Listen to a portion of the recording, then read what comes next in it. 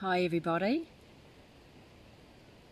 I'm probably a little bit early, but I'm practicing with my phone on a stand and I'm filming it sideways, so hopefully you can all see properly. And welcome along to everybody, and thanks for your suggestion of making this video at 9 o'clock New Zealand time, because then it gives the Aussie followers time to tune in as well, because you know they're 2 hours behind. And also if there's any people overseas, you know, like 12 hours difference, that sort of thing, it gives them a reasonable time to be able to have a look as well. Okay, so tonight we're waiting, actually just waiting for people to tune in. We'll just see what the time is. Right, it's 9 o'clock now. Okay, so tonight we're going to talk about number 8, the 8, like today, and what that means for you. And so if you've got an 8 birthday, this is being born on the 8th or the 17th or the 26th, but also it can be your life path, which is when you add up all the numbers. What do 8s mean for you? So 8s are about ambition, control, money, but it's also a karmic number. So what you put out there with an 8 is what you're going to get back. And also because it's a karmic number, you'll always know the difference between right and wrong. And you'll also, what you put out is what you get back, really, is what I'm saying. Yes, sorry, a bit new at this, so I'm stuttering a bit here. I've got a few notes actually.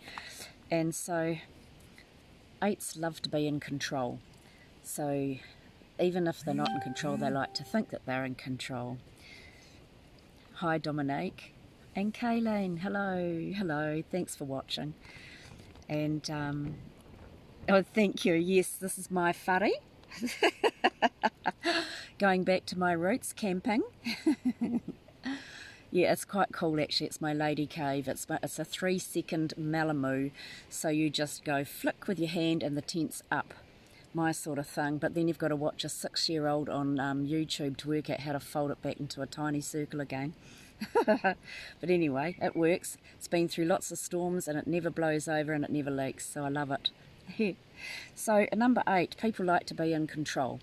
And so if you're not in control, it can send you in a bit of a tailspin.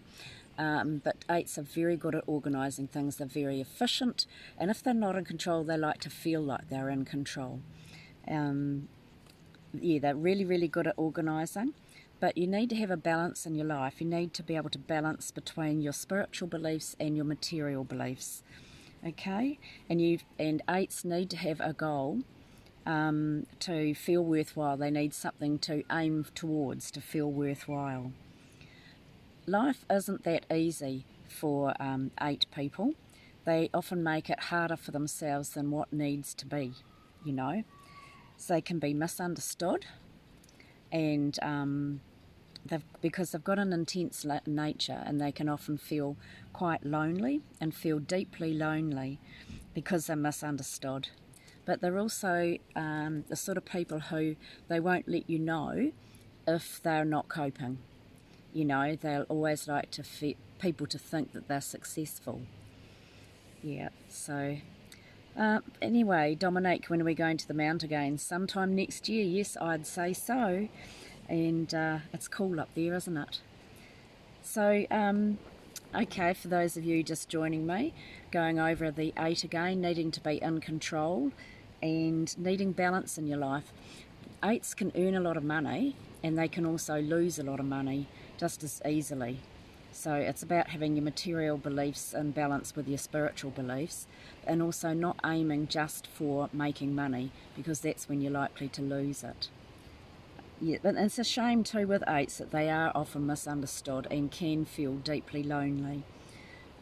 So anyway, I've got some cards here for people who need a bit of guidance or a bit of positivity in their life, because coming up towards Christmas, even though it's a 3 month, which should be fun, sociable, creative, there's always a lot of stress with Christmas and, you know, expectations of other people's expectations. So it's about trying to keep calm during this time. So I've shuffled some cards, these lovely Divine Directions cards, and so these are great. So one of the things they're reminding us is to keep positive. Enjoy this positive time, smile, know that everything is going well.